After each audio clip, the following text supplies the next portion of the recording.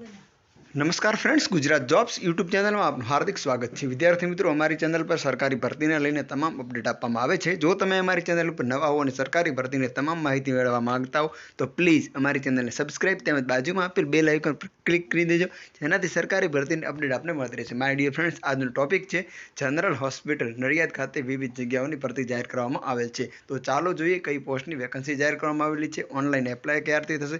પરંતુ આપ આ વિડીયોને અહીંથી સ્કીપ કરવા માંગતા હો અને આ ભરતીની પીડીએફ સ્વરૂપે માહિતી મેળવવા માંગતા હો અને આપનો સમય બચાવવા માંગતા હો તો તેની લિંક છે એ ડિસ્ક્રિપ્શનમાં આપેલી છે। પીડીએફ ડાઉનલોડ કરવાની લિંક તમે અહીંથી આ વિડીયો સ્કીપ કરી શકો છો અને સીધી જ ઓનલાઈન જે એડવર્ટિઝમેન્ટ છે તે ઓનલાઈન એપ્લાય પણ કરી શકશો અને આપ સંપૂર્ણ માહિતી જે ડિટેલ એડવર્ટિઝમેન્ટ છે તેની પીડીએફ પણ ડાઉનલોડ કરી શકશો। તેની લિંક છે એ ડિસ્ક્રિપ્શનમાં આપેલ છે। જે લોકો હવે જાણવા માંગે છે તેમના માટે ચાલો જોઈએ ઓફિશિયલ એડવર્ટિઝમેન્ટ।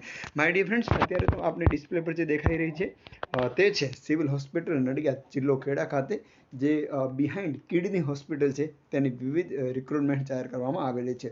આપ જોઈ શકો છો અહીં સ્પષ્ટ લખવામાં આવેલ છે કે જનરલ હોસ્પિટલ નડિયાદ ખાતેના વિવિધ વિભાગ માટે નીચે મુજબની ખાલી જગ્યાઓ પર નેશનલ હેલ્થ મિશન અંતર્ગત તદ્દન હંગામી ધોરણે 11 માસના કરાર આધારિત વેઇટિંગ લિસ્ટ તેમજ જગ્યાઓ ભરવા માટે ઉમેદવારો પાસે લાયકાત ધરાવતા ઉમેદવારો પાસેથી તારીખ 17/2/2024 થી 23/2/2024 સુધી દિન 7 સુધીની અંદર ઓનલાઈન અરજી મંગાવવામાં આવેલ છે, જેની લિંક ડિસ્ક્રિપ્શનમાં આપેલ છે। આરોગ્ય સાથી વેબ પોર્ટલ પર આ તમામ ભરતી છે તેનો ઓનલાઈન એપ્લાય થશે। હવે આપણે જોઈએ કઈ કઈ વેકન્સી છે। તો સૌપ્રથમ આપ જોઈ શકો છો વેકન્સી છે એ મેડિકલ ઓફિસરની છે, જેની 6 જગ્યાઓ છે। આપને પર મંથ 60,000 પગાર આપવામાં આવશે અને 40 વર્ષ વયમર્યાદા હોવી જોઈએ। એજ્યુકેશન ક્વોલિફિકેશનની વાત કરવામાં આવે તો મેડિકલ કાઉન્સિલ ઓફ ઇન્ડિયા દ્વારા માન્યતા પ્રાપ્ત સંસ્થામાંથી MBBSની ડિગ્રી અથવા તેને સમકક્ષ ડિગ્રી મેળવેલ હોય। 60,000 પર મંથ પગારથી 6 મેડિકલ ઓફિસરની વેકન્સી જાહેર કરવામાં આવેલ છે। ત્યારબાદ સ્ટાફ નર્સની 25 જગ્યાઓ છે, જેની અંદર 13,000 પગાર આપવામાં આવશે। 40 વર્ષની વયમર્યાદા, GNM કરેલો હોવું જોઈએ અથવા કોઈ પણ નર્સિંગ કાઉન્સિલમાંથી રજિસ્ટ્રેશન પ્રાપ્ત કરેલું હોવું જોઈએ। ત્યારબાદ ઓટી ટેકનિશિયન, જેની 5 જગ્યાઓ છે, 12,000 પગાર, 40 વર્ષની વયમર્યાદા, 12 સાયન્સ ડિપ્લોમા ઓપરેશન થિયેટર અને 2 વર્ષનો જે કોર્સ છે એ કરેલો હોવો જોઈએ। ત્યારબાદ લેબ ટેકનિશિયન છે, તેની પણ 2 જગ્યાઓ છે, 13,000 પગાર, 40 વર્ષની વયમર્યાદા અને DMLT and working experience in large hospital 2 year એટલે 2 વર્ષનો મોટી હોસ્પિટલની અંદર અનુભવ પણ હોવો જોઈએ। કોમ્પ્યુટરનું બેઝિક નોલેજ હોવું જોઈએ।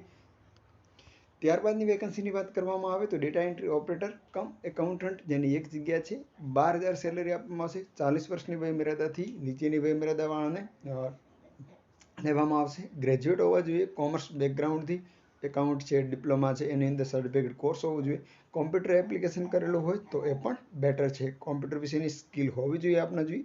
ટાઈપિંગ સ્પીડ પણ ઠીકઠાક હોવી જોઈએ અને data entry skill in Gujarati અને અંગ્રેજીની અંદર હોવી જોઈએ। ત્યારબાદ સાયકોલોજિસ્ટની 1 પોસ્ટ છે, જેનો 11,000 પગાર હશે।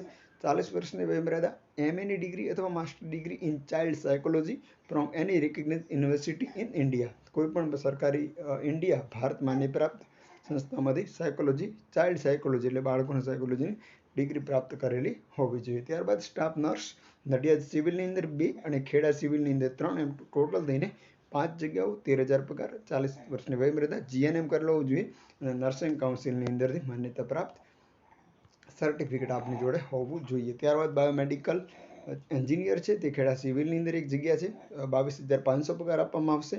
ત્યારબાદ ઓક્સિજન ઓપરેશન છે નડિયાદ સિવિલ 1, ખેડા સિવિલ 1, એમ 2 જગ્યાઓ છે, જેનો 17,718 પગાર આપવામાં આવશે। Biomedical engineer diploma, bachelor of engineering અથવા બેચલર ઓફ ટેકનોલોજીની 1 ડિગ્રી પ્રાપ્ત આપની જોડે હોવી જોઈએ। એન્જિનિયરિંગ અથવા MBA પોસ્ટ ગ્રેજ્યુએશન કરેલું હોવું જોઈએ।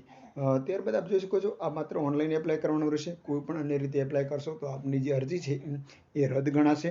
આપને ઓનલાઈન એપ્લાય કરવાની લિંક તમે ડિસ્ક્રિપ્શનમાં આપેલ છે। ડોક્યુમેન્ટ આપને અપલોડ કરવાના રહેશે। અધૂરી વિગતોવાળી અરજી છે એ અમાન્ય ગણાશે અને ઉમેદવાર 1 કરતાં વધુ અરજી કરી શકશે નહીં। ઉમેદવારની ઉંમર છે એ 40 વર્ષથી વધુ ન હોવી જોઈએ। તો આ હતી સરકારી ભરતીની અપડેટ। આવી ભરતીની અપડેટ સાથે ફરી મળતા રહેશું। Thank you so much for watching this video. જય હિન્દ।